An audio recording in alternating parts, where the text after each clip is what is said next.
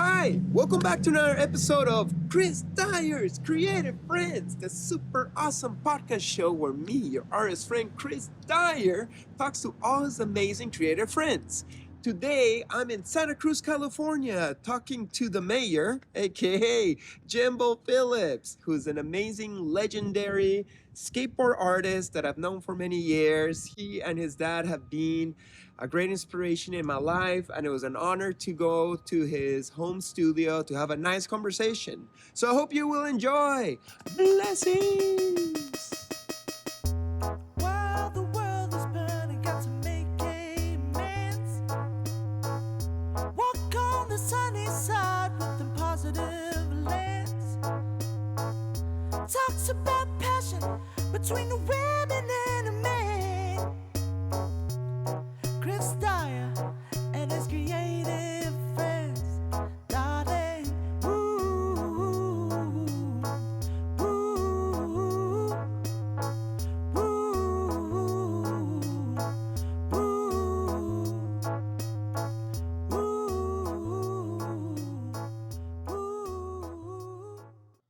Jimbo! Yeah, Chris. Yeah! Thanks for coming, man. Cheers. Thank you so much for having me over your place, man. Oh, yeah. My pleasure. Yeah, it's Long so time cool. no see. Yeah, totally. 12 years. I know, man. And this is the classic Santa Cruz skateboard workshop Yeah. from back in the day. You're still rocking it here. I know. Yeah, this used to be the old studio, back when my dad was kind of when I got in the game, my dad was kind of running the studio and we had art tables everywhere. And then once the studio went out, I kind of just took over on it, and been here ever since. Well, I love it. And I love how you got your toys and all your collections and Yeah. stuff. It's totally my style. For sure. You've been in Santa Cruz all your life. Yeah. Yeah. Uh-huh. How you like this town? What's cool about this town? There's a lot cool about it. I grew up surfing and skating, and there's a lot of that culture in the town. All my friends were surfers and skaters, and then you got the redwoods, the mountains are right there, so you kind of got this like ocean meets the mountains vibe, and not a lot of places have that. Mm-hmm. And then just the weather's nice and people are cool, and yeah, I just haven't really found anywhere that I'd rather be, so yeah. You'll probably always live here. Yeah. Are you pretty much the mayor of the town? Kinda, yeah. Yeah, to an extent, people recognize my name, and I've done so many like logos and t-shirt designs around town, so it's cool, yeah. Totally. At least your art is everywhere. Wherever you go here is like Santa Cruz, Santa Cruz, Santa Cruz. Well, my dad, he covered the 60s, 70s, and 80s, and then I came in the late 80s and 90s and 2000, so it's just been this like endless run of Phillips art. And now my son's getting into it, and so he's going to take it to the next millennium. That's so cool. Yeah.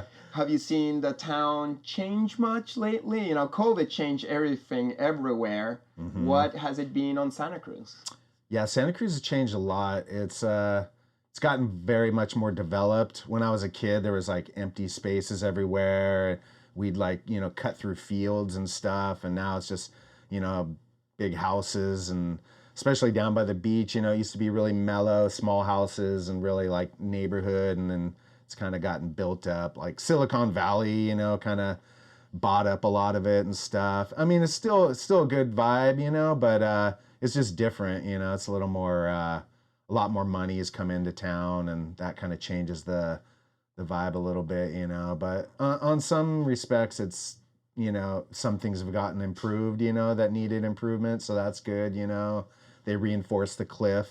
The cliff was like eroding. And so, they did a big reinforcement project, which is great because, we don't want to lose the cliff. It's kind of a give and take, I guess, Well, it's good that you're here for so long, so yeah, you yourself own your stuff and you don't get pushed out or anything. Right? Yeah, exactly. Yeah, I have a lot of friends that got pushed out. Yeah. Oh, that's such a bummer. I know. Does it make you sad when your friends who were from here couldn't afford living in the city that they grew up in? Yeah, it's pretty sad, man. I know they moved up to Oregon or whatever, or out of state or something. But yeah, I'm here to stay. So Yeah, well, it's beautiful. Like yesterday, we went walking around Wilders. Yeah, what a nice, it's gorgeous hiking path. Yeah, you just go to the beach, and it's like very desolate. And there's a lot of like out of bounds kind of areas you can go there's no houses up north and stuff, and it's kind of a reserve almost up there, so you can kind of get out of town and go up there, and it's quiet and there's wildlife and stuff, and so it's cool. Yeah.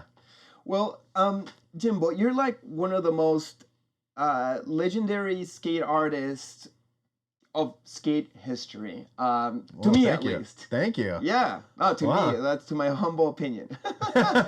You're great. And I'm honored you think that. Well, of course.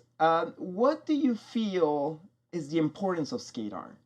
Like, skate art perhaps is seen as just a graphic on the bottom of a product, not as fine art to be in a museum and stuff. But it's got like a vibe. It's got like a freedom that only skate art can do a certain thing. What do you think is the power of skateboard graphics in the world of art? I would say, a kid gets a skateboard and it's kind of like a vehicle for like freedom. You can like get on your skateboard and go down the street and hit some curves with your friends. And so I feel like at a certain age, like a skateboard's kind of like a really important step in your development, and then you look at the graphics and they're all gnarly or whatever, and maybe you grinded it. And I just remember like being a kid and like staring at my board, like after skating all day and just like looking at the grinds or whatever on your board. And then the graphics really just like, speak to people. It's just kind of like a lot of people are like, oh, my first board was a Roskopp, and I get that a lot, and so it's just like an important part of people's youth, like you get guys like maybe I called the plumber and the plumber comes over and he looks at my wall and he's like, I used to have this one board, and starts going into these stories about when he was a kid and he skated, and it's just kind of cool. Like you can see the passion they have for, those years of when they were like, all they wanted to do was skate, and so the graphics are kind of like a visual part of that, like whole like stoke mentality, just like, go out and shred, and then you got these badass graphics on your board, and skateboarding is like the one thing I feel like where the art really doesn't have too many limits, like a lot of things, if you're gonna design for it, you can't go too crazy. You gotta hold back. Right, but skateboarding, it's kind of had a history of just like, let's push the envelope, like let's make it crazy, let's maybe even piss people off, or make a bold statement where it's like, not everyone's gonna like this, but the people that do really like it, and that's important to do. I really feel like skateboarding's the vehicle for that, Totally, because it's an art of rebellion, and like say like the 80s when you started out having these monsters and skulls and fucking brains exploding and stuff. Perhaps some people might have seen it as like, oh, there's some demonic shit. Like, what is this? Yeah. Now, people are more used to seeing monsters in the world, and we see them as beautiful creatures. Right. And then in the 90s, I remember like, what was it, like Plan B or 101 or World Industries? They would do like full-on racist graphics just to like fucking stick it to everybody. But the writer itself repping the board was like black or Chinese, and they were like making fun of it. Yeah. And it was just so like, whoa. Just like, put it in your face. These kids are going nuts. They don't fucking give a shit. And it was kind of cool. Like, it's cool sometimes, like a chameleon that just kind of like presses your buttons. Yeah. And you can just like laugh at it. It's like, whatever. None of this shit matters in the end. Right. Like, yeah. Sometimes you got to get people to think a little bit, Right. And there's no real bad intentions. Nobody really wants to hurt anybody with an art piece. Right. Maybe some, but I don't think skaters are out to hurt anybody other than themselves. Right. Yeah. And when it comes down to it, it's kind of like another form of entertainment, like you see a movie with like maybe some gore in it and you don't think, oh, the director's disturbed. Right. Violence. Yeah, it's just a movie. So But like for some reason, when an artist does that, people think, "Oh, this guy's demented," or like. Yeah. But no, it's just a form of expression. Maybe that's what I had to get out, or or the story I wanted to tell, Right. things like that, Like I was at Last Gasp a couple of days ago in San Francisco, and they had some Robert Williams books where the covers that famous Guns N' Roses illustration with a Right. robot. Yeah, And there was a woman on the floor that just looked like she was sexually assaulted, right. and then a monster on top, and you're Yeah. like, what the fuck? Like these days, that art could not pass. No, not at all. But then we were looking at it as, what does this mean? Is that monster on top about to destroy the raping robot? So it's Right. a positive thing? Yeah. Can we even look at an image that includes that topic at all, or is it too triggering? Right. No, definitely I understand that, we shouldn't shove it into people's faces and stuff if people are hurt in that way, but definitely art can start conversations where we find ourselves of how we feel in reflection of it. Right. Exactly. Have you ever done a graphic that people are pissed off at it, or like as if you did that, or do people always just like celebrate your style? I can't think of one offhand, but yeah, I've once in a while you do something and might get some comments, especially nowadays online, like social media, everyone's got a platform to express their opinion, so sometimes you get, maybe negative feedback on something here or there.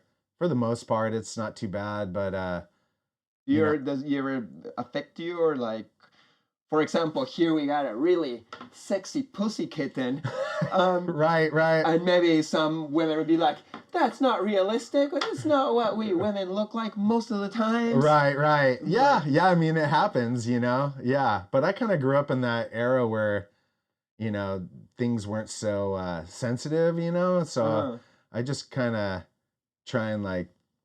You're just doing your thing. You're Exactly. being honest to yourself. Why should you change because newer generations prefer something else? You're still going to do your flavor for those who enjoy your flavor. Exactly. And if the younger generation doesn't relate, that's cool too. Yeah. I mean, I don't want to like blatantly offend any certain group or anything, but at the same time, you got to have your expression and do what you feel is cool. And I don't think you should, change it, for trying to please a certain anybody, If you don't have bad intentions. Exactly. Yeah. Or if you did have a bad intention, you're like, oh shit, I've been like purposely hurting people, then of course you want to change that, but you're not doing that. Yeah, exactly.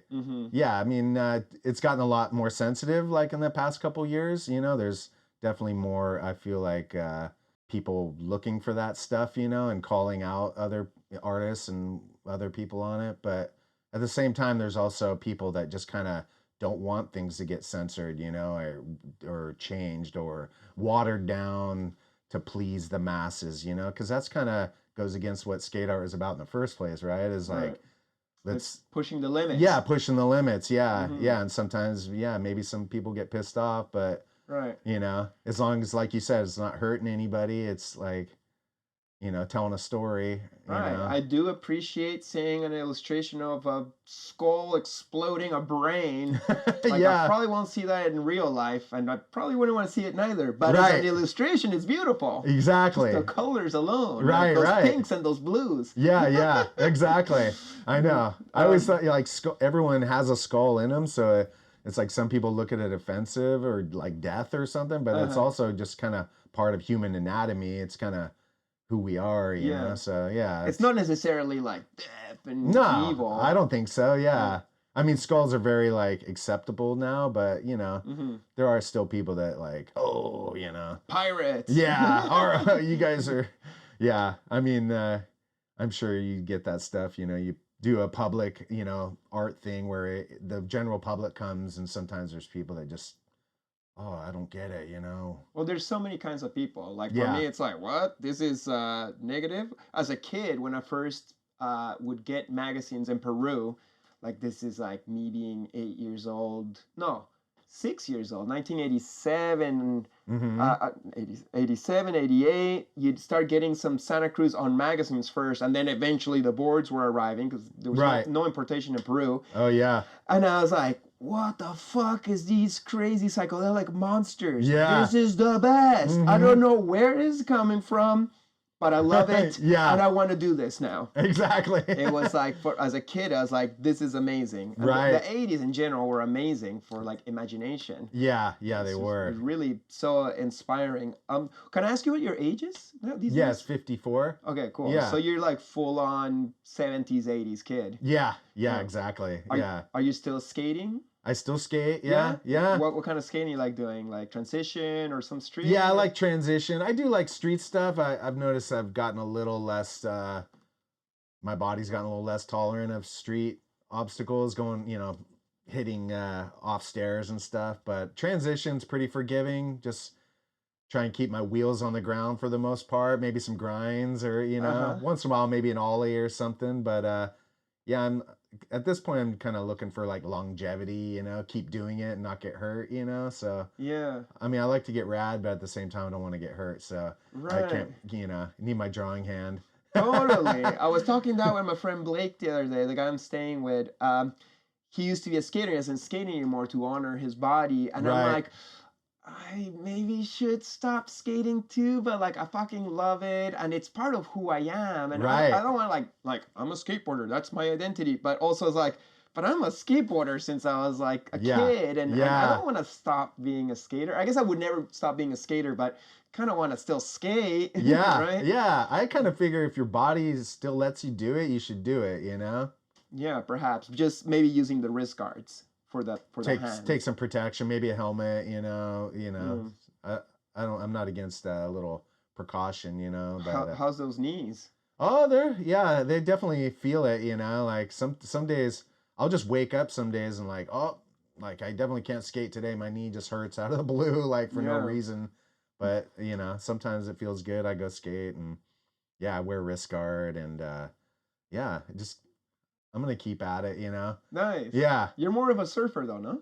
Yeah. I mean, I don't know. I always just kind of did both as a Okay. kid, I've gotten like times when I skated more, times when I'd surf more. Definitely as I get older, surfing is way more forgiving, Mhm. falling on waters Yeah. doesn't hurt, So, yeah, I could probably surf every day is where I can't skate every day. I could skate maybe every other day, but after I skate, I like the next day, I'm like kind of feeling it, especially Yeah. if it's a hardcore session, like, yeah. If you go for it for sure. I'm like on the floor just stretching for a couple days after Yeah. that. I tore my Achilles tendon probably 5 years ago, and that was a big setback. I couldn't even walk for a while, and then I couldn't skate for probably about a year. And then when I did, I did it by pushing, like real, like, when you're gonna like attack something and you do the quick pushes. And Uh-huh. I just like, boom, did one and just Ooh. like, yeah, blew it out. And then, so I've been kind of like easing into the pushing, like, Uh-huh. yeah, it's something you don't really think about. You're just like, and then, yeah, now I'm kind of like, okay, like be easy on your foot, man. Yeah, like yeah. you need that thing. I started going to a massager and she's like, this whole part of your leg is just super hard and like, angry. Right. And I was like, oh, what's my kicking leg? I'm always Right. like kicking and kicking to move and then kicking to do my ollies. Right. And it's just like, yeah, well, this whole thing is not very happy at you, and we got to start breaking it up Oh, and getting yeah. those muscles disentangled. Right. And this knee just gets inflamed. It just starts getting, I don't know, the energy just gets stuck there. Yeah. Yeah. I Yeah. get that too. Yeah. Yeah. The energy fully gets, stuck right in your knee. Yeah. Do you get massages once in a while? Yeah. Yeah. Pretty mandatory. Yeah. Old man shit. Yeah. I know. Right. Yeah. But got to keep on keeping at it, Yeah. Well, yeah. You don't get old. No, what's the saying? You don't stop skateboarding because you got old. You got old because you don't quit stop- skateboarding. Yeah. Well, I kind of believe that, Yeah. it's like, it's like a mentality. Like I'm 44. I don't feel old. Some people be like, oh, 44, you should be dressing differently and Yeah. you should lose your hair already. And like, I don't know, like start being an adult. And it's like, I don't know, Right. I'm just me. I'm just doing my thing. Like, do I have to Right. stop doing That's the what's things cool that about you- being an artist, right? You kind of have an excuse. Yeah, it's like, hey, I gotta look all weird and freaky and shit so that my fans will like me. Right. That's awesome. Well, it's nice to be here. It's been 12 years since I came to this studio, and you were so nice to welcome in a young artist and show the studios, and you even took me up to your dad's studio. That was super nice. For me, it was a dream come true. I was like, oh my God, this is the art that inspired me to start doing skate art. How is your dad doing? He's doing well, yeah. He's retired. He's been taking it easy. He has cancer. I don't know if you know, but it's kind of ongoing. Like you told me back then, and I think it was something that was not public yet. That's why I didn't want to bring it up. Right. But I imagine it's been 12 years. It's probably under control. Yeah, I mean, yeah, he still gets treatment, but he's really been reacting well to the treatment, and so he's blown like doctors' minds how well he's doing and stuff. So so he's hanging in there, doing really well. So nice. Yeah, he's a positive person. Yeah, for sure. Yeah, so just trying to visit him whenever I can, and Is he far away? No, he's in town. Yeah, he's still up at that spot where you went up. It was up on a hill. Yeah. Nice view. I remember. And he doesn't do art anymore, huh? Not really. He's so creative. Like he'll do like cement work in the backyard, and then I'll be like looking at the cement, and it'll be like all custom, like these little artsy kind of things he does, and his art just kind of comes out in anything he does. He was even welding, and it was like somehow it like looked really cool. I was like, whoa, how'd you get that little like thing in there, And Last time we were there, he was working on hot rods. Yeah, he got really into hot rod. He like rebuilt a hot rod. He has like, he grew up in the 50s, so hot rods were like really the thing back then. So he has that like hot rod culture kind of in his veins, and so he got one, and they rebuilt it, him and his buddy from high school, and it was a really cool project. That custom culture, Big Daddy Roth influence, right? Exactly. That even gets into his art, but like I feel like he took Big Daddy elements and took it to the next level. Right. Yeah, for sure, and brought it into skating, and so that before that was only surf. Or like surf. Yeah, I guess surf and hot rods, and maybe there was like, they probably had a couple skate freaks or finks back in the. You could imagine, right? Yeah. I think there was one guy that was on a skateboard, but definitely brought it into like skate graphics and put it like his own twist on it and everything, I mean, the whole like eyeball and tongue thing is like. People are always like, where did that come from? And I've even thought about it. It kind of goes back like even before Big Daddy, I think. There's some like, ancient shit that I've seen. Of eyes popping out. Right. Like the old cartoons, like Tom and Jerry. Right. Yeah. When they like, the hot chick comes out. Yeah, exactly. And those cartoons are pretty old, So But even some ancient shit. I swear I probably was going around like India and seeing some stuff where eyeballs are just like popping out of people's. Is that possible? Oh yeah. Yeah? Yeah, I believe so. What does one have to do for an eyeball to pop out of one socket? Do you know the science? Someone who draws it so much. I know. Well, I think it's one of those things where it's like the human like people's fascination with human anatomy, and and like, I don't know, the face, like extreme expression or something, and just like, you look at something like, whoa, like your eyes just just fly out of your head. Like, it's certainly intense looking. There was probably cavemen drawing that, Saw a dinosaur and they're like, whoa! That's your next graphic. Yeah, exactly. Well, people probably asked you this like a million times, and I kind of feel bad out asking you this, but like, would you mind telling me a little bit of how it was to be a teenager, son of Jim Phillips, and getting into helping him, and probably even getting schooled into drawing the coolest skate brand in the world? Yeah.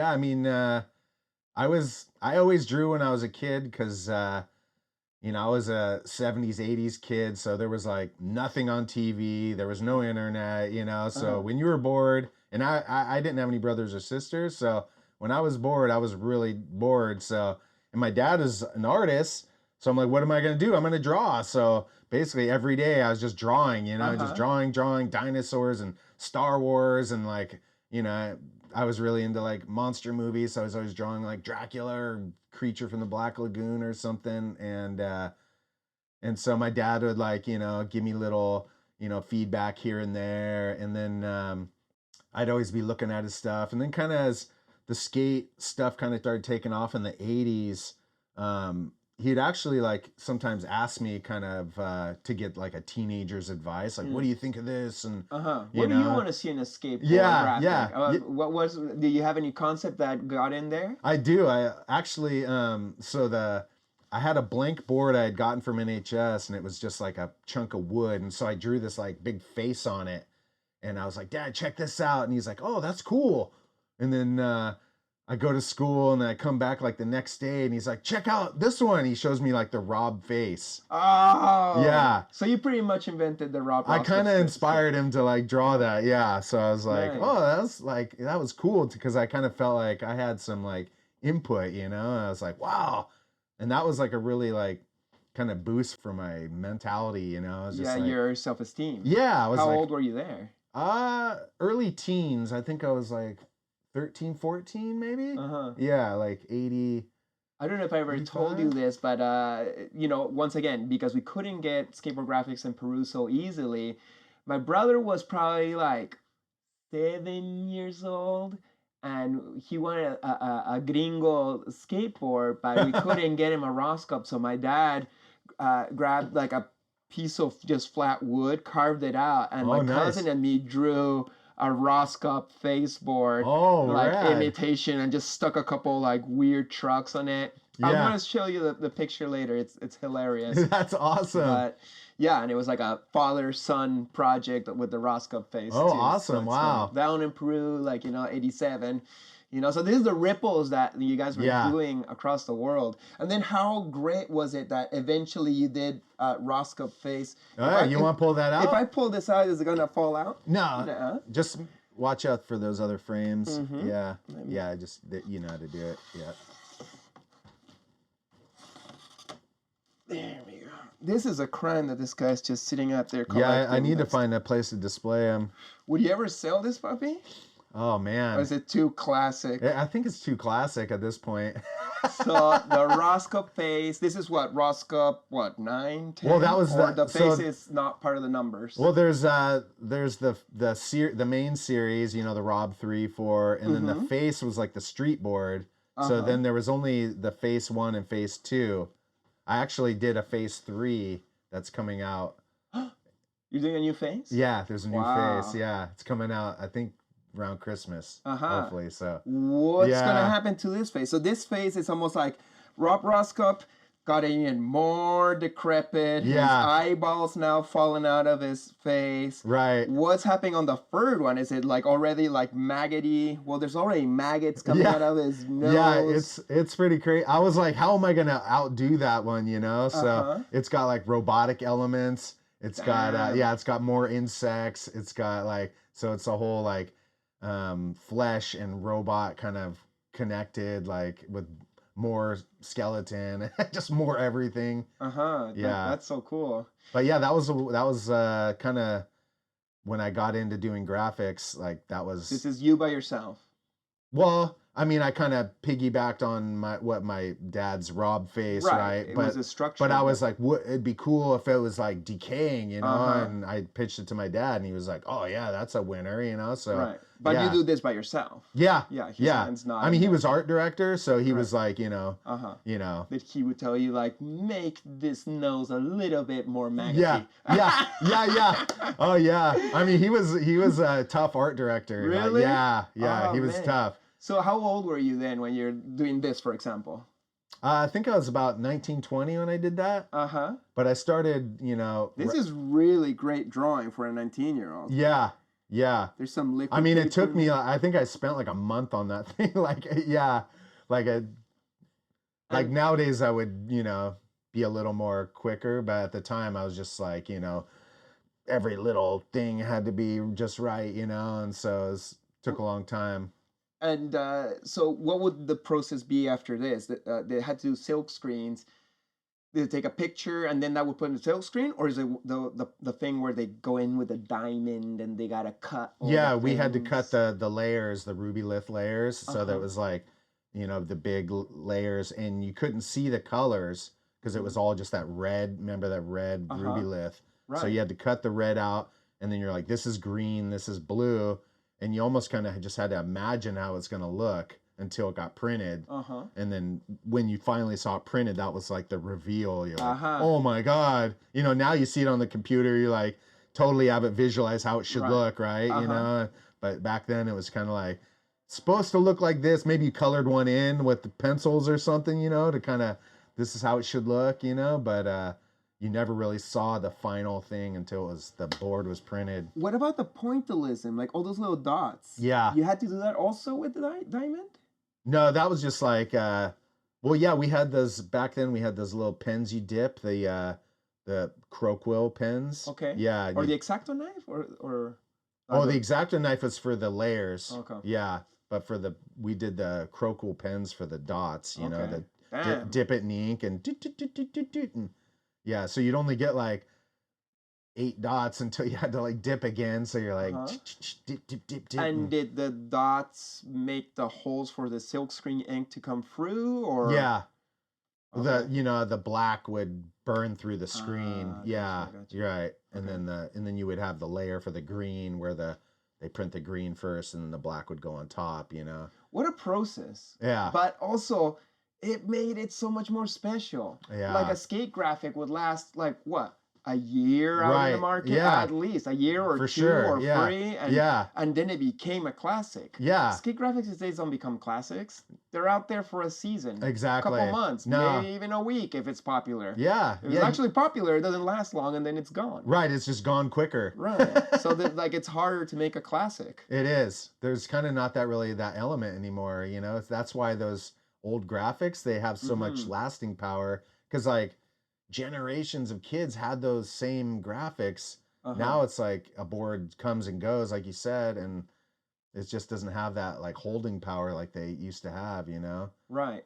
And perhaps that's why the art books of skateboard art kind of end in the 90s. You know, like the disposable books or even Skate Face documentary that's supposed to finally come out. They kind of like end in the 90s and then get into the 2000s where I've got in there and it's like, come on, let me be part of skate art history too. Right. I know. I was lucky to I came in the tail end of the 80s. Yeah. And I got like a couple 80s boards and then like some 90s stuff. But I was like, just kind of scraped in there, you know? Well, you certainly are part of skate art history. And thank you. On the Skate Face movie, I'm in there. Oh, cool. I only got one line, and it's me begging you guys. Oh, really? Yeah. Like, like, when I saw Jim Phillips art, like, holy shit, this shit's the best. That's my line of the movie. Yeah, and I'm like, come on, give me a little bit more, Matt. Right. I got cool art, too. I got things to say. Totally. But, yeah, anyways. I know the 2000s kind of the whole... There's a lot of graphics, but just so much. Yeah, 2000s and on, it's just like endless. Right. Like I can't even think what would be a classic graphic, but yeah, I don't know. Maybe Sean Cliver will do a disposable book part 3, including some 2000 stuff. That would be cool. I don't know if I'll make it in there because I always worked for smaller brands. Like Creation and stuff. Yeah. So I don't know if that would be worthy of part of history, but I've done like 100 skateboard graphics, so I feel like I've contributed. But whatever, if it happens, cool. If not, who cares? do your own skate book, and well, I will do my book of like my art and right. That'll be a little chapter. Do you ever feel doing your own book? Yeah. I need to do that soon. Yeah, I've been wanting to do it for a while. I just I need to like dedicate some time to it. I definitely have enough stuff. Just dedicating the time. I always get sidetracked. But now that my kids are grown, I don't have to like I'm not so hands-on father anymore, so I got more time on my hands. So I think now's a good time to do it. Mm-hmm. I want to put it out where I can still like do like a book tour, go to some cool places and, you know, sign books and stuff and enjoy it, you know. That'd be cool. Yeah, for sure. Do you got like a publisher in mind? Or I mean, I probably do Schiffer, just like keep my dad's kind of even do the same size, just like it's another volume in the series, you know. Yeah, I think that'd be the way to go. Totally. Yeah, I was stoked that your dad helped me get on Schiffer, or at least he gave the thumbs up. Yeah. When I proposed to Schiffer, it's like, hey, I do skate art too. And they went to your dad and they say like, what about this kid? And your dad's like, yeah, give that kid a chance. Yeah, that's cool. And then he wrote the pre-acknowledgement words. Right. Like, yeah, you were on it quick, right? You were like jumped on it. That was smart, you know? Yeah. Yeah. Well, I like books. Ever since I was a kid, I was like, I like making my little books and shit. Yeah. So after a certain period, it's like, I think I'm ready for a book. It's important. It kind of documents all your stuff, you know, puts it in one place, and it's a really good. It's an important part of your history. You know, it's like doing a PhD as an artist. Yeah. You know, it's like, here is the last 20 years of work and investigations through art. Right. This is my best creme de la creme. Yeah. I mean, you as an artist, you spend so much time creating art and, you know, long hours in your studio drawing and painting, and then, you know, to be able to put it all out for people to just like look through it is really rewarding, I feel like, you know. So totally. Yeah. I always like a good art book. I will always prefer an art book over going on the internet and seeing what Google gives me. Yeah, exactly. Pixelated, you know, knockoffs. Back to my dad, he was very ahead of his time, you know, as when I was a kid. Like, I remember him doing like very great art for very low money, like $50 for like something that would take him a whole week to draw, you know, like really crazy.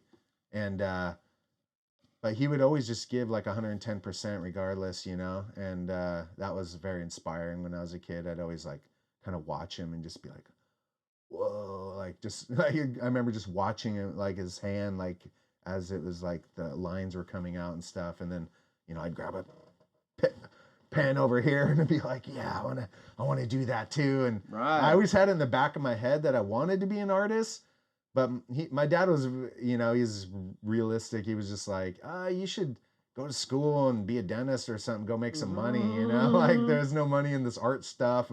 But I was a surfer skater, and sure enough, like all I did was draw and skate. So I was like, when time came after high school, I was like, well, I'm good at drawing and good at skating, so I guess I'll be a skate artist. Do you regret it at all? You're stoked on your decision? No, I'm super stoked. I don't even imagine like doing anything else, you know. It's I feel like it's just so like part of the way I grew up, and it's been kind of my whole life, you know, being around art and everything, so I just don't really see doing anything else. Right, because like, sure, we want to pay our bills, yeah, but that's not why I'm here on planet Earth. Right. You know? Yeah, exactly. I'm not here to pay my bills and die. I want to fucking touch people's hearts. Right, exactly. And I think both of you did it. And that's so great that he had that quality, despite of payment, to inspire people, inspire you to be the best artist possible. So how was learning from him? Like, did he like, I guess he taught you about art materials and what line work, or you know, how to use a light table. I mean, I basically learned like the whole art trade before computers, like how to do everything. And then the second I had it, like, okay, I got this dialed, it was all out the window. Like, here comes computers. And everything, the game just kind of got flipped on its head. And it was like, well, all that like Rubylith and all the stats and films and all that stuff's kind of like a little out the window now. It's like you can just colors on computers, but I got into computers early too, so that was helpful to kind of, I saw the value in it, and I just kind of, oh yeah, I got to get a computer and learn that now. And so I felt like I'd kind of had a grip on it, but then here comes computers. I'm like, oh, now I got to learn more stuff. So, you know, as life, you never quit learning. So I just kind of, right. Yeah. Well, that's good that you get that flexibility and acceptance of like, all right, well, here's a new video game to play. Yeah. Let's not close our minds. Right. Exactly. Like, that's important. I only do this. But you still draw, right? Like Yeah. with pencil and ink. Right? Yeah, yeah. Would you say there's more flow when you do it with pencil and ink over doing it on the tablet? Yeah, I just kind of grew up doing that. I've tried to like start a drawing like from start to finish on a tablet, and for some reason like I can draw it and then get it in the computer, and then I can like I feel comfortable with it, but I always have to kind of start on paper for some reason. Like it's something about that like looking at it like kind of the back and forth of like drawing and then looking, and you can do that on the computer, but there's something about the tangibility of it or something. It's just more real. Yeah, and I'm just kind of used to that vibe, like I find that the screens, both the iPad and other tablets, are just so like slippy. yeah, There's not enough friction, even with the little film you put on top to get a little yeah, more resistance. It's just, I don't know. There's something about carbon on paper. yeah, Has I a know feel. it Like, does. Even the different kinds of carbon. Oh, this is an H2, Right. or this B free or whatever. Or even a pen when if it's like it kind of grips the paper and you get that little Yes. squeak or something, like things like that, That's awesome. Yeah. Well, I'm happy to hear you still have a foot in doing the art for real. Yeah, definitely. So was it like, were you like the coolest kid in town for being part of Santa Cruz Skateboards? Like, was that did everybody want to be your friend, or do you have to almost be like, hey, like I can't give you free skateboards, that's not something I can do, or you're like a teenager and all of a sudden you're doing the art for this popular brand in the town that's even like more popular, Right. did that cause a situation for you, or it just made your life really kick-ass? Well, the funny thing is like pre-internet, it wasn't that well known that my dad was the artist for Santa Cruz. Okay. And there actually wasn't even that much fanfare about boards, or it was just kind Who of was doing it? right. Yeah. No, it it was was more just, about the pros, probably. yeah, it was all about the pros. Like, Mhm. yeah. And the graphics were kind of just part of the world of the pros, and so it wasn't until like the internet came in and eBay and like collectors where they're like searching for these boards, and then they're like, who did these boards? And then I guess when my dad's book came out, that really like stamped it, like, Mhm. and people were like, oh, this guy did the Screaming Hand, and but when I was a kid, no one, I mean, people might have known, but it wasn't like a big deal. I never remember it being a big deal, like Mhm. no one fussed about it or anything. Mm-hmm. And even when I started getting into it, and my friends were like, oh, that's cool, but it wasn't like But skateboarding was still pretty niche, even though it was huge for us. right. It's not like today where you walk down the street and any tourist shop will have Santa Cruz t-shirts and Right. graphics. It's probably more popular today than back then. Oh yeah, definitely. Yeah. Like it I seemed mean- like it was very popular in the 80s. Then they kind of like dropped it and went on a different direction as a brand. Right. But then they realized like, no, this is what made us cool to start with. Yeah. Right? Right. And they brought back the Screaming Hand, and that's really what made the Screaming Hand so famous, because really back in the day it wasn't even a skateboard. It was just the Speed Wheels little logo. Right. And so people don't realize that it wasn't even on a skateboard back in the 80s. Mm-hmm. People's like, where's the 80s Screaming Hand boards? It's like, there are none. No. It wasn't never on a skateboard, Right. Now it's on so many. Yeah, now that's like, it's everywhere now. So But it wasn't even Santa Cruz. It was Speed Wheels. Speed Wheels, Right. Which was a Santa Cruz wheeled brand, but right, it didn't represent Santa Cruz as the brand. Never. Uh-huh. It was always it was just the wheels. So yeah, it's kind of taken on a new life. But Santa Cruz had like so many brands, right? They had OJ wheels, Right. They had Slime Ball Yeah. wheels. The rails was something else. Mhm. They had cell block Right. risers, so you Yeah. can go over the side block without having to ollie. Or Right. no, or that was to keep your board from breaking, right? The cell blocks, that Oh yeah, chunky. the lapper or whatever, or like yeah, the big chunky cell block, right? Right. Yeah. That was yeah, to keep it from breaking? yeah, I think so. Or to go up a sidewalk? Maybe a little of both, Uh-huh. but yeah, it definitely gave it like some strength, you know, because it was a wider Yeah. base. But that was like a brand in its own. Yeah, But all of them had the same artwork, so you knew it was a Santa Cruz brand just by the Right. artwork. yeah. So that was I pretty mean, cool. they've always been pretty smart about that, at like spreading out the brands for different areas of their, you know, products, Mm-hmm.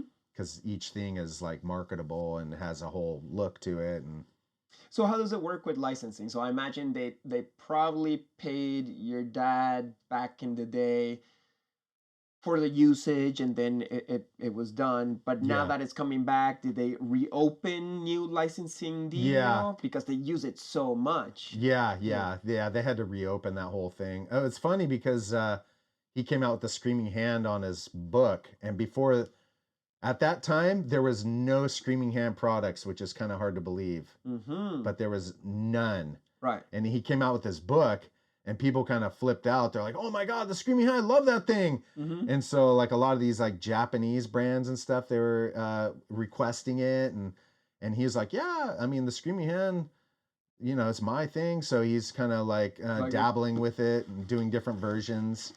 Got it right there. Oh yeah, there you go, nice. Done by Lifer.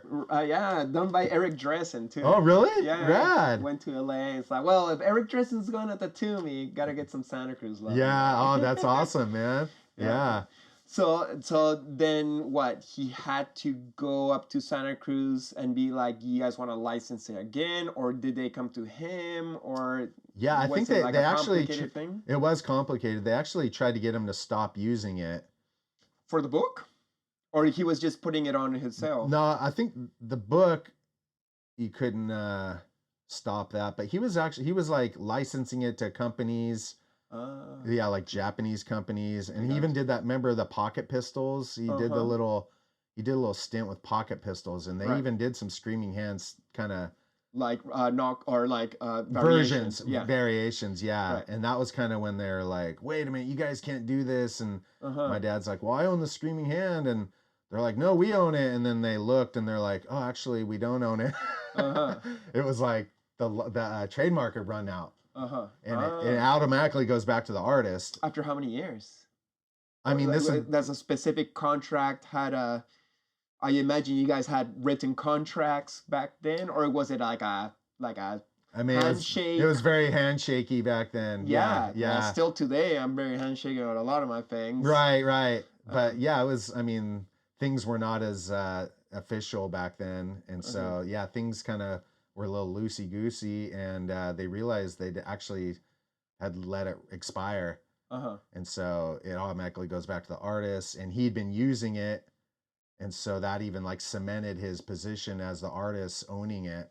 Mm-hmm. And so they basically had to completely 180 and be like, okay, we're going to pay you. We want it back. We want to pay you to use it. And he was like, well, it belongs with them, you know, really? Like, Yeah, that's where it was started. done for them. Exactly. Yeah. So, yeah. But probably by then, like, some lawyers got on it, and you looked at time periods. It was a pretty gnarly, like, yeah, it was like a back and forth. Who owns the hand? My dad has been friends with Novak since they were kids. Okay. So they have this like history that goes back to like high school.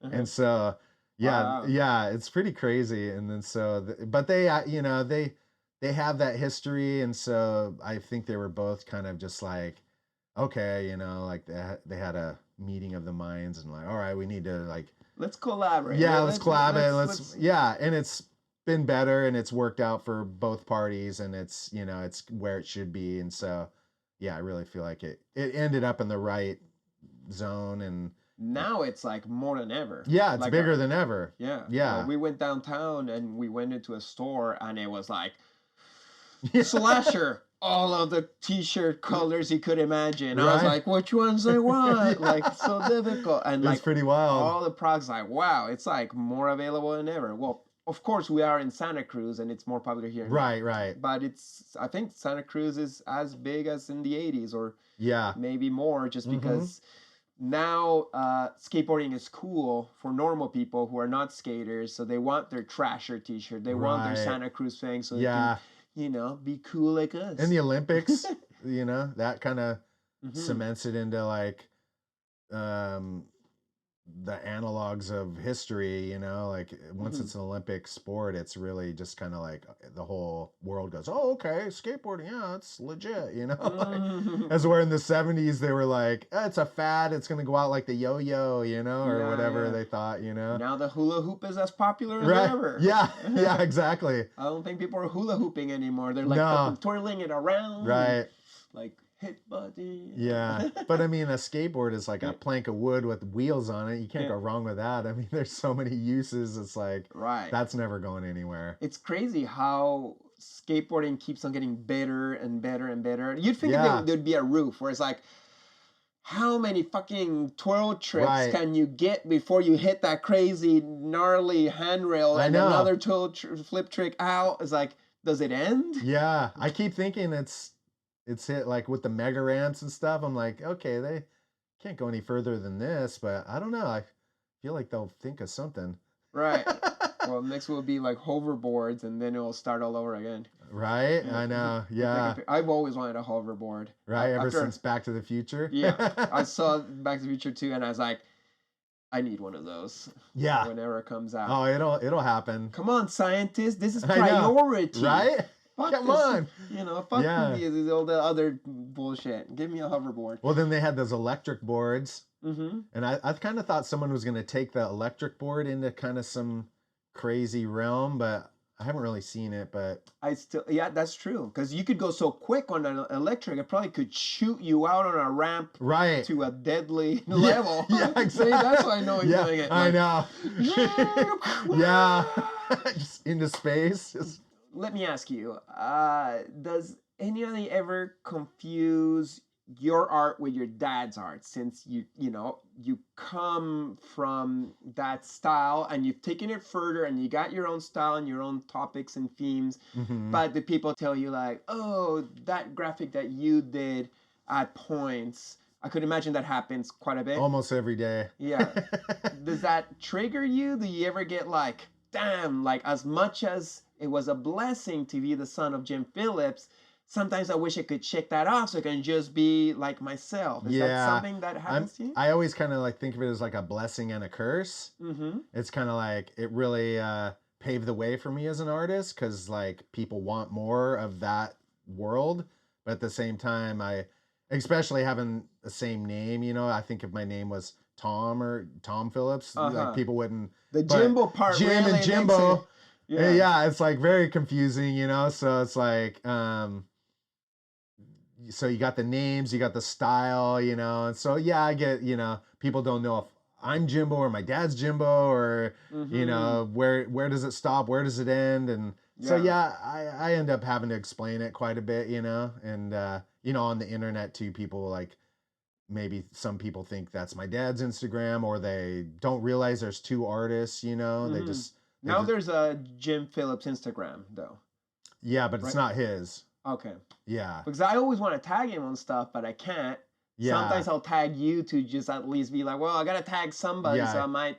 Yeah, I would say tag me, because I feel like I'm just kind of the representative. Yeah, you're carrying the legacy. Exactly. Yeah, and I embrace all the art that he's done, and I don't try and fight it at all, but sometimes you have to explain it over and over, it's like, and I've been doing it for 30 years, it's like, You probably have done it longer than he did it, because he did it for like what, 5-10 years? I mean, I've done way more skate graphics than he has. Yeah, I'm talking about skateboard graphics for Santa Cruz. Yeah, I mean, he maybe did 30 boards, 40, like not a lot. You know, I've done probably over 100 or more.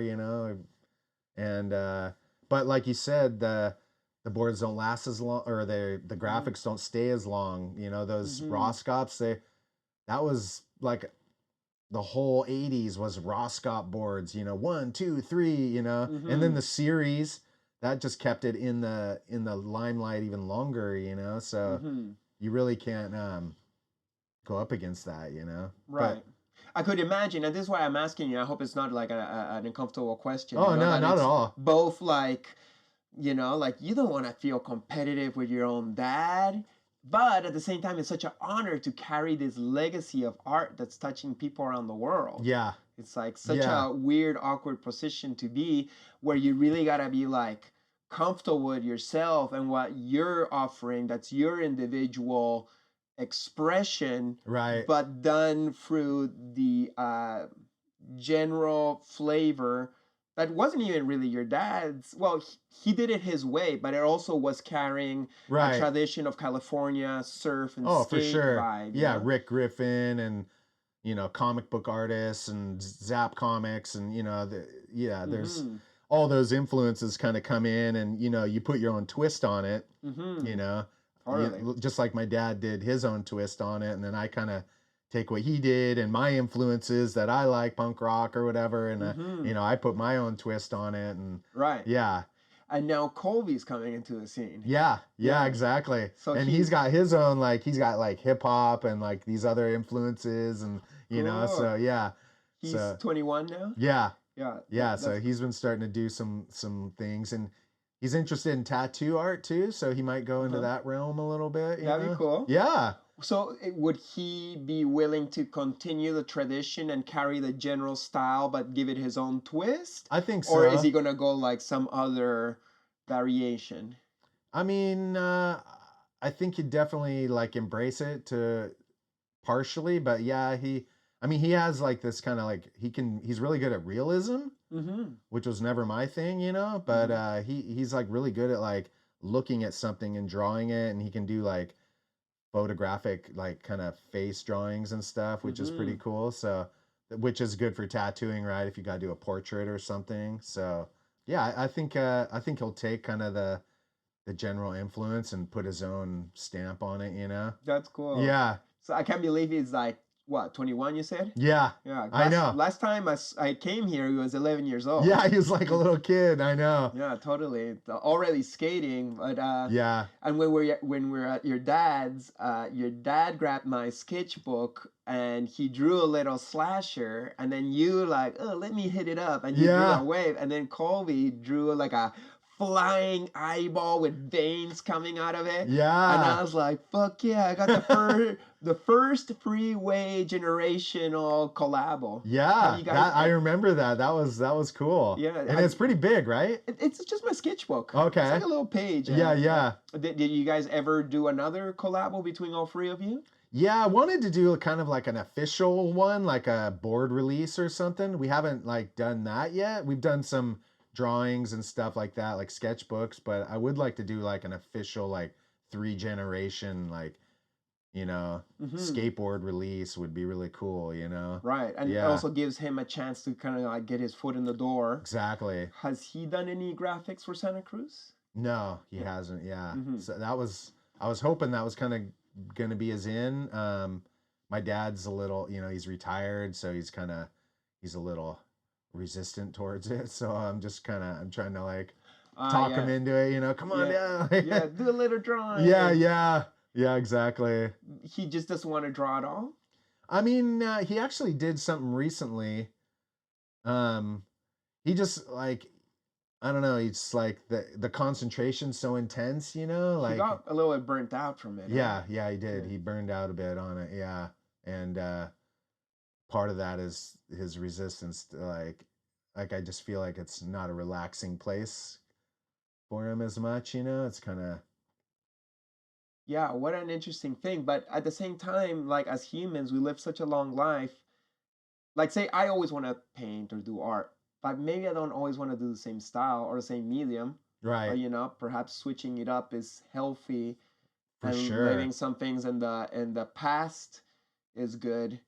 And then people are like, no, do it like before, do it like what you did before, and you're like, dude, Right. but I'm like this now, like, you know? Yeah. So I kind of get it. Right. It's like it's hard to win because it's like everyone's like, oh, don't you do anything besides like bulging eyeballs? And then you do something different and they're like, oh man, we like the bulging eyeballs. Yeah. Right? Right? It's like it's always kind of, I think that happens to musicians too. Like, you know, they do a certain style and everyone likes that, and then they experiment, and then everyone's like, no, we like that old style, and Right. you're like, yeah, but I want to grow as an artist and do different things. Same. Yeah. I could imagine it's also kind of like a Bob Marley situation Mm-hmm. where his kids like Siggy and the rest kind of had to do the reggae like in the style that Bob did it, and they varied it too much. It's like, no, he's not even doing it like Bob. It's like, yeah, but like I'm somebody different. Can I do my own vibe? Right, You know? But at the same time, you want to carry this legacy, so it's such a tricky situation. Right, it is. Yeah. So you still do graphics for Santa Cruz, right? Yeah. Like, you're not art director, but are you like on staff, or you just do like commissions here and there? What's your relationship with them? Yeah, I'm pretty freelance, just kind of, projects here and there, just kind of when it fits in. And, you know, I'll send them some ideas once in a while if I get like, oh, this would be a cool board. I did a couple recent graphics. I had some ideas, and then the writers kind of threw in their ideas, which is always good. You know, they should have their take, you know, their flavor in there too. So, yeah, I try and keep my foot in the door with them. Yeah. It's such an iconic brand, and with my dad's, you know, legacy, it's like I feel it's important to still have a foot in it. Yeah, stick with it. Yeah, and I just like their brand so much. You know, I grew up with it, and I worked there as a kid, like in the wood shop, and you know, just doing like in the warehouse, just doing grunt work and stuff. You know, like when I was a kid. It's in your heart. Yeah, it is. Yeah. So and it's got the name of your town that you love. Right. Yeah. So yeah, it's something I always kind of want to be a part of. You know. What about other brands? Like I'm sure you perhaps get asked by other brands to do graphics, but does the fact that you're so recognized for Santa Cruz Skateboards get in the way from other brands being like, oh, maybe we would want him to do like Death Wish, but then it will end up looking like Santa Cruz, and we don't want to look like Santa Cruz, so maybe let's stay away from Jimbo. Yeah. Or maybe it's the other way around, like we want to look as good as Santa Cruz, so we get Jimbo. So like, how does that all work out? Yeah, it could work both ways. Sometimes you get like a brand that kind of wants to embrace the style, you know. Like I did a collab with Palace Skateboards recently. Okay. And they really wanted to like embrace the style and kind of wanted me to do my thing, which was cool, you know. They're just like, because it's like a capsule release, right? So they're just like, make it super Jimbo and, you know, make it crazy and all, you know, we want the colors and we want all the flavors, you know. And, and something like that is like, that's great, you know, because that's going to bring out your best and it's fun. And it's really enjoyable to do. Sometimes you get, like, oh, that looks, you know, like this, or that looks like that. Or they're like, we want a screaming hand, you know, drinking a beer, or they really, like, I can't, like they want to go too in, and then I'm like, I can't do screaming hands, no, that's too, right. You're going too far. Right, they totally cross the line. They're just like, let's totally like run with it, and you're like, you can't do that, like, don't you know, like that's it's copyright infringement. It gets ripped off so much. Like I almost find something almost every week of like, oh, this company's trying to do something, you know, and I just send them to NHS, and like, you know, they have a whole department that chases them down. So and then there was that 25-year, 30-year anniversary show where all the big artists, except for me, they were part of the show. You didn't have one? I didn't. Whoever curated that show, what was it, Known Gallery in LA? They didn't ask me. I guess, you know, because I'm in like Montreal, Canada. Sometimes I get like, I'm not part of the Cali scene. Oh, right. But when it happened, it's like, I want to play too. I love Santa Cruz, and I love the Screaming Hand, and you know, I feel like you should have been in there. I know. I wish I would have made it, but man, the next one, the 50 or whatever, cool. They're still not too late. Well, if you remember, you'd be like, hey, let's get Chris in this show. You know, he's like totally part of this.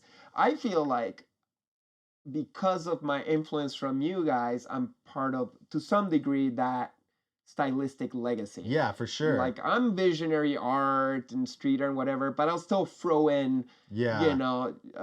Phillips isms Right, into right. my art. Yeah, I'll yeah. just transform it into my own. Yeah, I feel like that's important because a lot of artists were influenced by my dad and, you know, directly kind of relate their art in that sense, you know. So, and you're one of them, so I feel like you should be included, definitely. Like know? I don't want to like look like somebody else, No. but say like the thickness of line. Right. Now that's a style. Right. And you can do whatever you want with that thickness of line. Yeah. Or even a popping eye. Like I'll do Right. a popping eye, but I'll turn it into some kind of like super mandalic. Right, right. But eye. still a popping eye, But right? still a popping eye. Right. Like it might be from another planet, but yeah, there it yeah, is. Yeah. So, you can still be yourself while carrying on a general stylistic. For sure.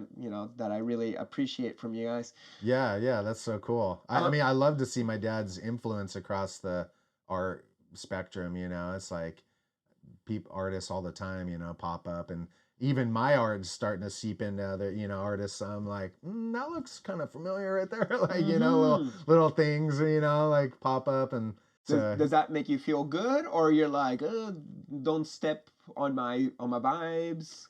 I mean, it's like complimentary, but also it depends how close they're getting, kind of, you know. Like if it sometimes people just like kind of copy it directly, and maybe there's a little difference, but you know, I'm like, oh, that's a little close, you know, like it kind of can hurt a little bit, you know. Because when we do our own thing, that's almost like showing your insights. Like, hey, this is my vibration, this is my expression, and I'm sharing it with you. It's an intimate thing, and I'm sharing it with the world. Right. So somebody grabs it, it's like, well, I'm saying the same thing too. It's like, whoa, right? Like, you know, why you sharing a piece of my heart as if it's your heart? Like, right. So I understand. It's not so much like, hey, this is mine and no one shall touch it. It's like, yo, like, respect my vibe. Right, right, yeah, exactly. But it's also, you know, I understand when you're an artist, you're trying to find your way, and people are looking for their little niche, you know, and it's a cool niche, you know. So it's like. Young artists, I understand.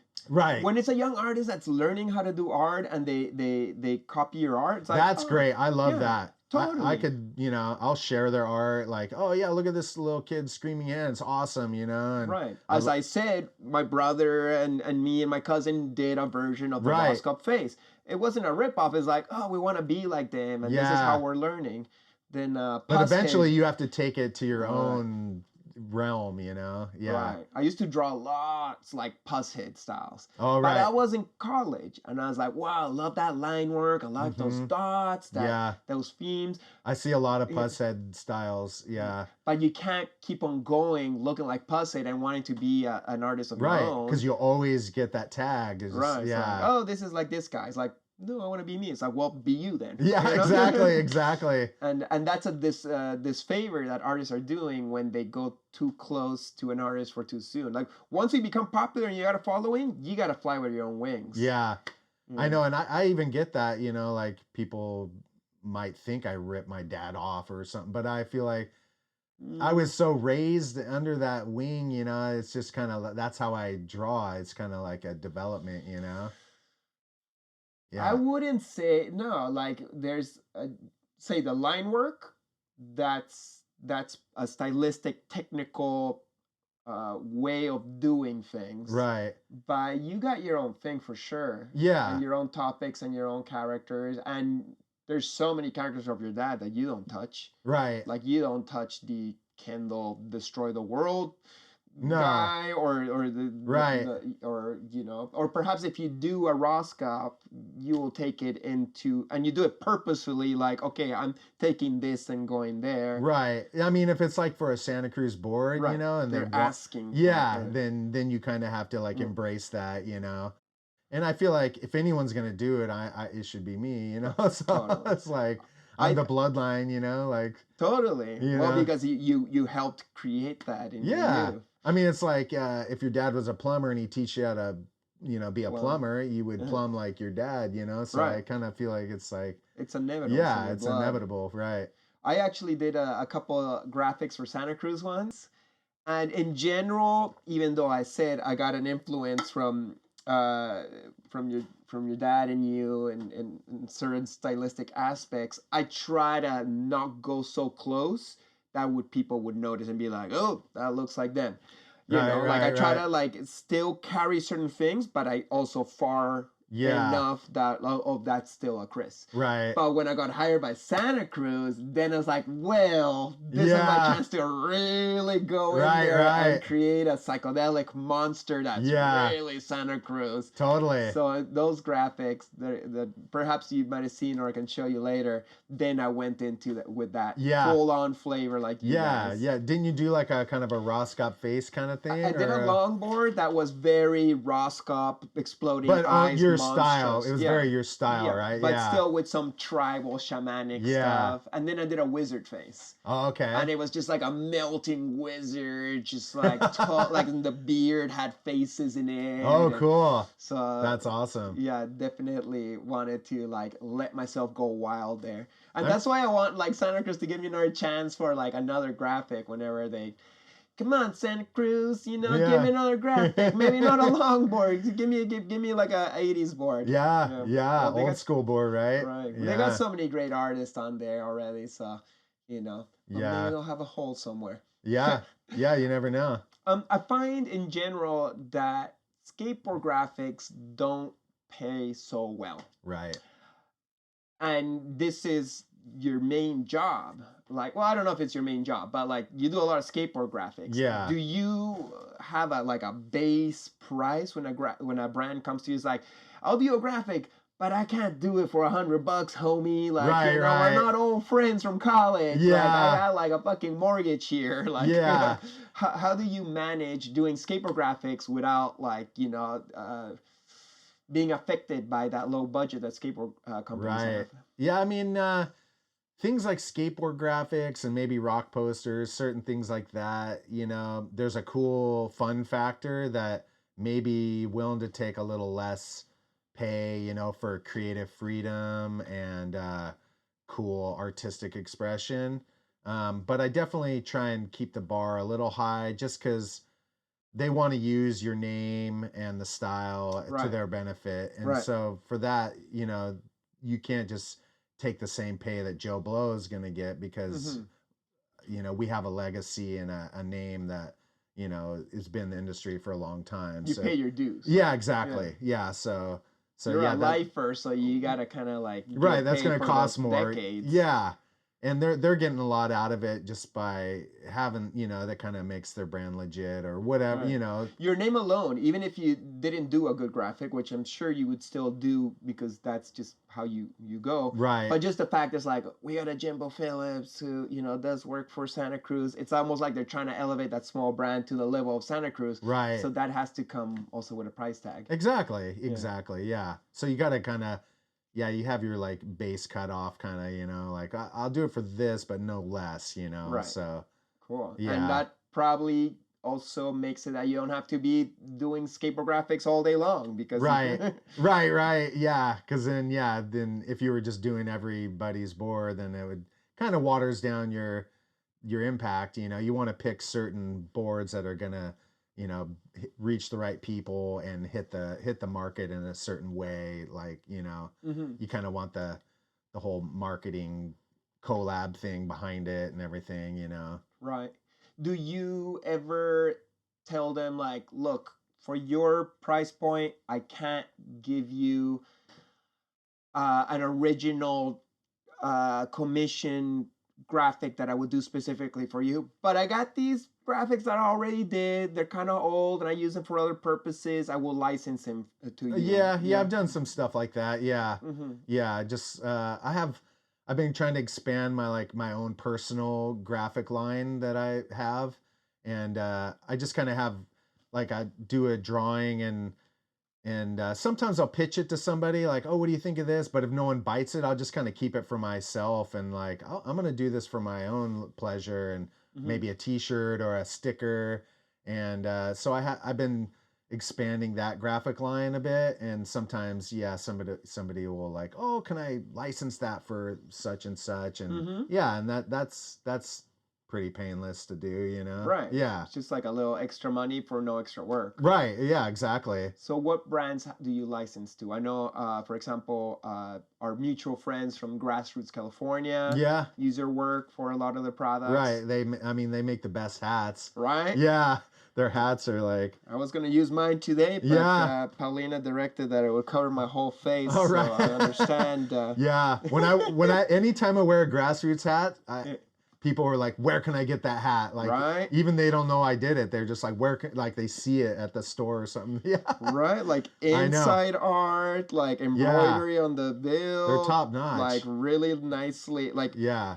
I can't even get patches that go into that detail of sewing. I know. It's They like, yeah. somehow they do that. And then Yeah. they do all the patterns in the back. Like, I love it. Yeah. Yeah. They're the best. They also do my fulfillment these days. Oh, cool. Yeah. Yeah. So I sent them all my products and Cool. they do my brand for me. Oh, so you don't have to ship it out and stuff? Yeah, they do that Nice. for me. Customer service. It's Oh, been cool. super helpful. So big Yeah. thanks, Grassroots. Yeah, Grassroots is a great brand. Right. Yeah. What about Merge Socks? Yeah, Merge socks. Yeah. Yeah, those are some of those. Yeah. You work a lot with them, right? Yeah, yeah, they're really high quality socks. They last. The graphics hold up. They're really nice people, easy to work with. Where are they from? They're from here in Santa Cruz. Okay, nice. Yeah, yeah. Sweet. The lady who runs it used to work with Sessions. I don't know if you remember that brand. Yeah. It does. Their Yeah. skate snowboard brand. Yeah, it was more like, well, I remember it from Surf Mags, but Yeah. I can't. And they did a lot of music stuff too, kind of music distribution. But yeah, so they had a lot of industry experience working with Sessions, and so she started the sock brand. Okay. And yeah, it's been really fun. You know, I always think of things that, oh, that'd be good on a sock, or this or that, and it's just another good little outlet. It's kind of a skateboard shape, the sock shape. So you can reuse some skateboard graphics. Yeah, on it. sometimes I've done that. A few, Yeah. a couple of skate graphics I had that weren't like tied to a brand. I'd like, oh, this would work good, But you have your own brand of your own? Yeah, it's just Jimbo Phillips, basically. Just yeah, I've messed with names and stuff, but it was just kind of easiest to just kind of run with your name, and taxes and all that stuff, and that way people kind of recognize it and associate it to your art, and right. Yeah. So yeah, I've just been doing my Jimbo Phillips art shirts, stickers, hats, and stuff like that. And you do pop-ups sometimes? Yeah, I did a pop-up just like 2 weeks ago, and it went really well. We do this Pleasure Point Fair over here, and it always goes good. It's kind of the local community, so a lot of people come out, and they're just like, oh, Jimbo, I've been waiting to get your stuff, and and so it's cool. A lot of people turn out, and then we're actually working on a little store, a little pop-up store we're going to have over at the Capitola Mall. Okay. Yeah. As like a retail store? Yeah, of all your retail things? store, yeah. Cool. I don't have the whole store, but I have like my section. Okay. And then there's going to be other like artists and brands that kind of, there's going to be a bunch of sections in the store. Okay, nice. Yeah, so it'll be cool. So you got to invest into producing that inventory then. Yeah. Yeah. Exactly. And hope that it will double, hopefully. Yeah, that's always the goal. That's the goal, right? Yeah. Nice. But yeah, it takes some initial investment, and I have to develop some art especially for that, and but it's fun, and it's for my own thing, so it doesn't seem as like much like work, so I enjoy doing it, and plus I feel like it's going to be a good kind of retirement thing later on. I can kind of keep going, and maybe Colby wants to help with it, and he's already done a couple t-shirt designs for it and stuff, so okay, nice. Yeah, sweet. Yeah, so it'd be like a family it could be a business. cool family little business. You could even just do a brand that's just like Phillips. I know. I thought about that too. Yeah, but isn't there like an electronics brand called Phillips? Yeah, but it's 1L. Oh, yeah. But you never, those companies, you don't want to tangle with those big. You don't want to sound like you're a big corporate electronics. But I think art. Yeah, Phillips Art. Yeah. Or I'm sure there must be like a play a word with Phillips, like. Well, I was thinking you could do it like Phillips, like a fill up, like filling up a tank. Or like FILLUPS. Yeah. Just kind of like a Phillips, funny. yeah. Almost remember that brand Hookups? Yeah. Except it'd be Phillips. Phillips. Like you're filling up your tank or Yeah, something. yeah. You know? And then that's your excuse to have like a bunch of sexy chicks. Right. So, like, Yeah. It's like, hey, it's not really my name, you know. yeah. We're just playing Yeah, here. we're filling up the tank. Is there like a product that's like your best seller? Like you know that if you bring this product, you'll sell that out, or is it all like distributed depending on what people like the most? Yeah, I mean, it definitely varies. Like, it kind of comes in waves. Like, whatever your new thing, like you have a project and you release it, and then you put it on Instagram or Facebook, and then you get orders, and then maybe it sells out, and then you kind of, okay, do I rerun that or do I just move on to something else? You know. Mm-hmm. But yeah, usually I just kind of take it in waves like that. Like, you know, release it. You know, if you know it does well or it doesn't do well, usually it does all right, and then you just, oh, what's next? Down, you know, something new and different. That's the great thing about art, is just kind of, You can always do more. yeah, do more art, something, you know. But do you think like skateboards sell well, or prints? Yeah. Or you even got this brand new Keep on Pushing Kids book. Mm-hmm. I mean, skateboards have always been like the number one thing, you know, but because it's like a wooden print for $80. I know. Can't go wrong with that. Right. This Primus one is sick. Thanks. Yeah, Like, that was actually based on a poster that I repurposed to a deck. It's an official Primus board though. amazing. Like, yeah, Primus is such a legendary band. I know. So tell me about your work for different bands. Like you've done what, rock posters and CD covers for so many legendary rock and punk bands. Yeah. I love doing rock stuff. That's probably my second passion after skateboard art. You know, is like rock art. It has a similar like kind of no holds barred like vibe. Like you can just kind of do crazy stuff, and it's super embraced because it's rock and roll, and so it's like, do something weird, you know? So you kind of just think of, you know, something with outside punk, the box. Yeah, with punk, you want to be an asshole. Right, yeah. It's got to be crazy. It's got to maybe be a little offensive or something, you know? And what bands have you done work for?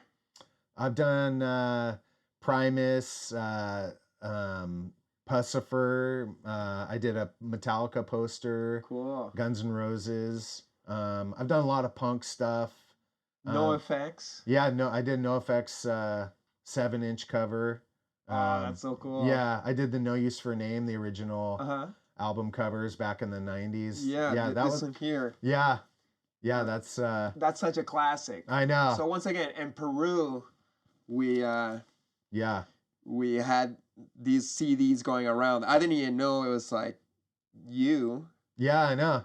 Yeah, but it does say Jimbo Phillips on here. It's a little bit like simplified on your style, or maybe you just kept it like chill. Well, it's old. It's like in 94. Leche con carne. Yeah. Yeah, I mean, that album is like really iconic now. Right. You know? And at the time, I didn't maybe even realize it. You know, they were just kind of a punk band. I was like, oh, cool, you know. I think I heard of Fat Records, you know, at the time. Yeah.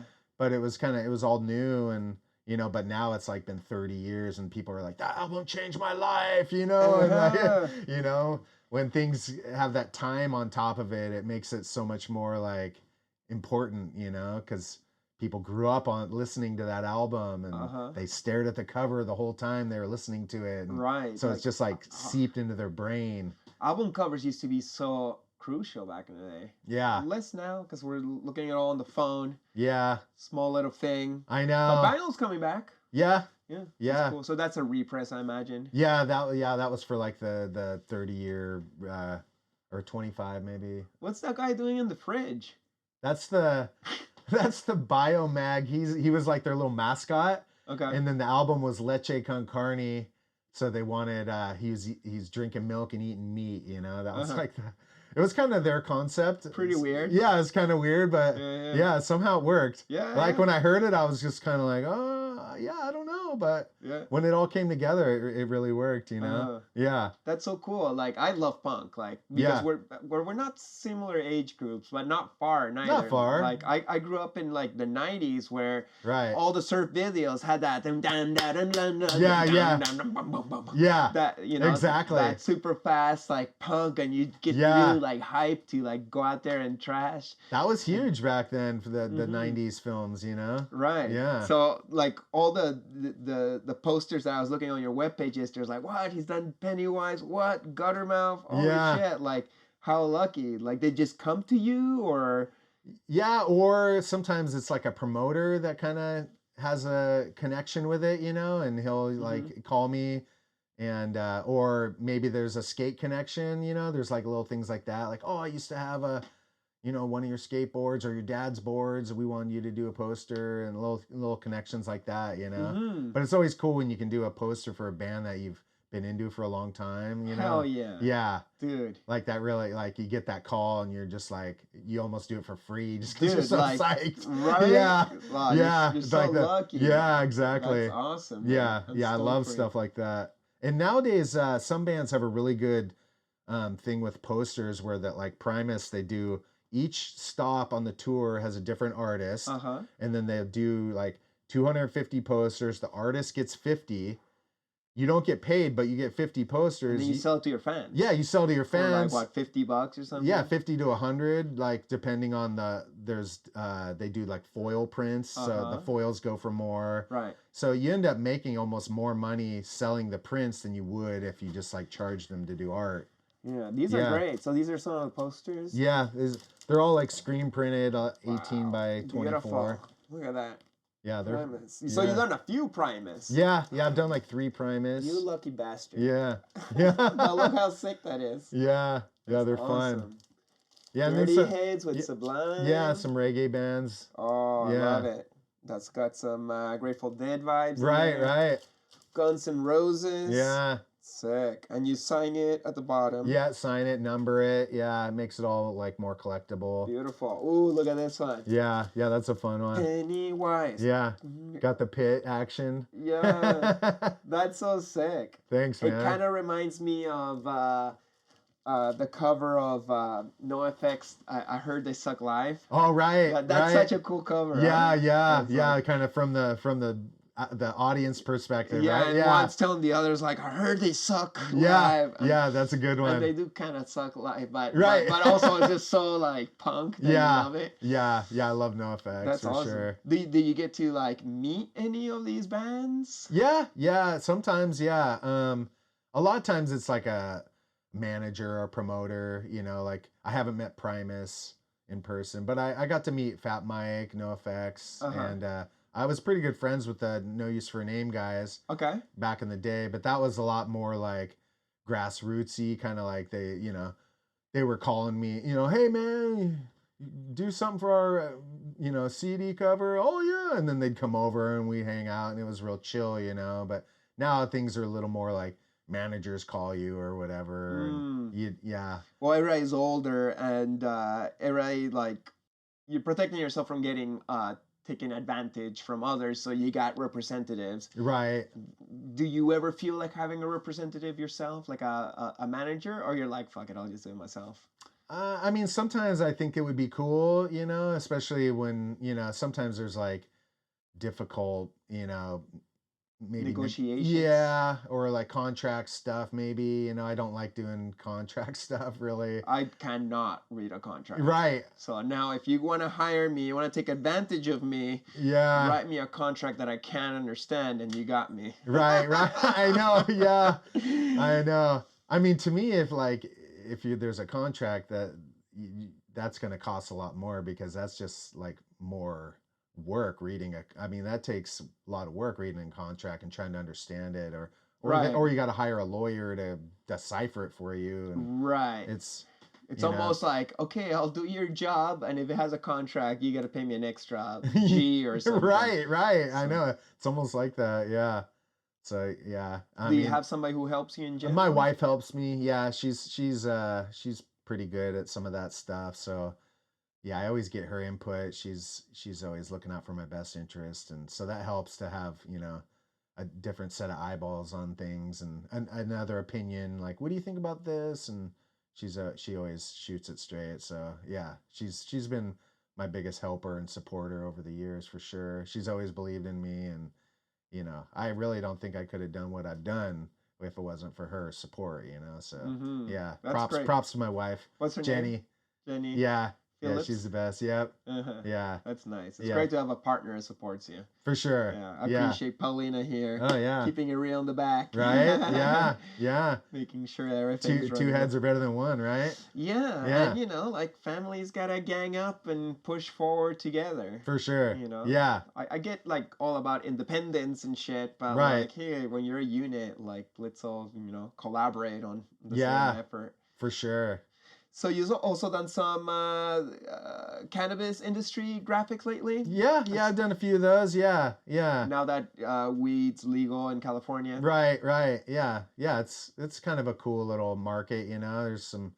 They like creative, you know, zany stuff from time to time, and yeah, it's pretty chill. Usually people are pretty mellow, you know, to deal with, and They just want trippy shit. yeah, exactly. Yeah, so yeah, I don't mind it. Yeah, Do you partake yourself? Yeah, from time to time for sure. Yeah. But Yeah. you don't, like, not all the time because you gotta get some work done. Exactly. Yeah. Mhm. Yeah. You know, there's a time and a place, you know. So yeah, try and stay focused, you know, and stay on schedule, and you know, I have a job list. I gotta, you know, schedule stuff, and you know, but sometimes a little late night, you know, you gotta get crazy with some drawing, you know, and a little partake can kind of help you kick you into gear maybe or something, you know. So yeah, I understand. for sure. I'm on a little break right now because I'm trying to get my green card. So Good to do. they're gonna. No, I wanted to take a break because I like in my life wherever I go, everybody's smoking and people want to smoke with me and I want to like participate. Right. But then it's like, oh shit, like I gotta get my papers with this country and they're gonna test me. So Oh yeah. it's been like 2 or 3 months now. Right. Smoking. Right. And I'm a little bit less dumb now, so I'm Yeah. appreciating that. I mean, it's always good to let your head and your lungs clear out or whatever, and True. mhm. Yeah, totally. It's probably not the healthiest thing to do, you know. It's but- medicine in some ways. Yeah. And, you know, maybe not the best in other ways. And different personalities, too. Different Right. kinds of weed. You know, Right, affect you right. differently. Yeah, for sure. Yeah. So, do you have any, like, perspective on what's happening on the world right now? Are you optimistic of this planet you're living on currently? Like, what's your Yeah. personal observation of what's happening on planet Earth right now? I go back and forth, you know. Sometimes I like people are just like really nice and awesome, and then other times they just really like disappoint me and let me down, you know. Uh-huh. And so yeah, I kind of been going up and down. I went down a pretty negative hole during the pandemic's time, you know. I was just like so disgusted with everything that was going on, just the politics and the people fighting about everything, and you know, like I didn't really even want to go on social media. It was so just like toxic, and I feel like things have gotten better since then, you know.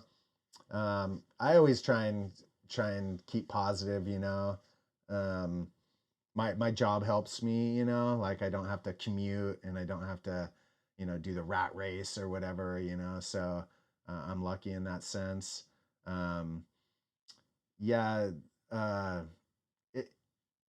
It's like I feel like people in general want to do the right thing and help the earth, you know, but sometimes I don't know if it's going to be enough, like in the long run, you know.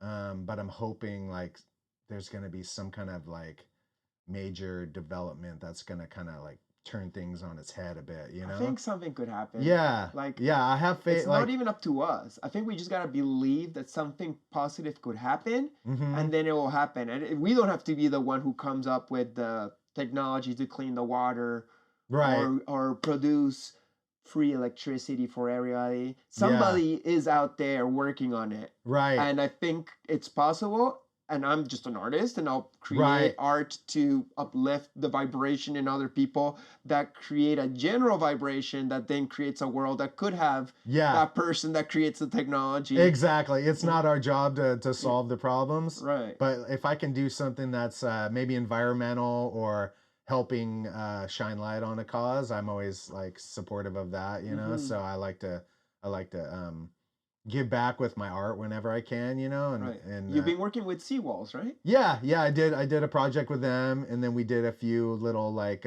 releases. We did a skateboard and a poster release, and yeah. They're like a big mural company or Yeah. organization or festival. What Yeah, are they? a traveling mural festival kind of, yeah. And they Mhm. came to Santa Cruz, and then I did a wall for them, Okay.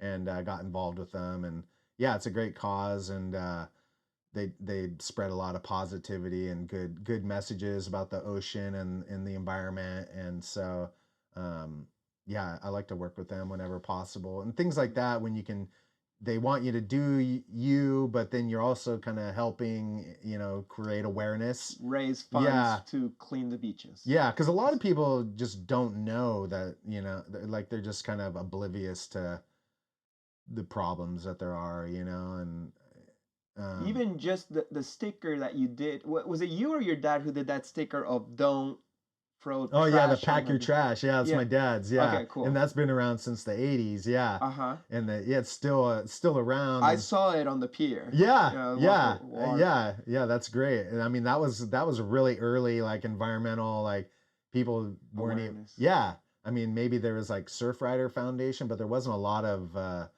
ocean awareness stuff back then, you know. And they were kind of ahead of the curve in a lot of ways with that. Right. Yeah, I would think it's pretty general and easy to know that throwing garbage on the beach is not ideal. I know. Yet so You'd be many surprised, people though. do it. I know. And in poor countries, it's like nutty. Like in Peru, Yeah, garbage all over the beach. It's like, oh, I'm eating my ice cream, bloop. I know. It's like, Yeah, come on, just take it to the garbage can. Yeah.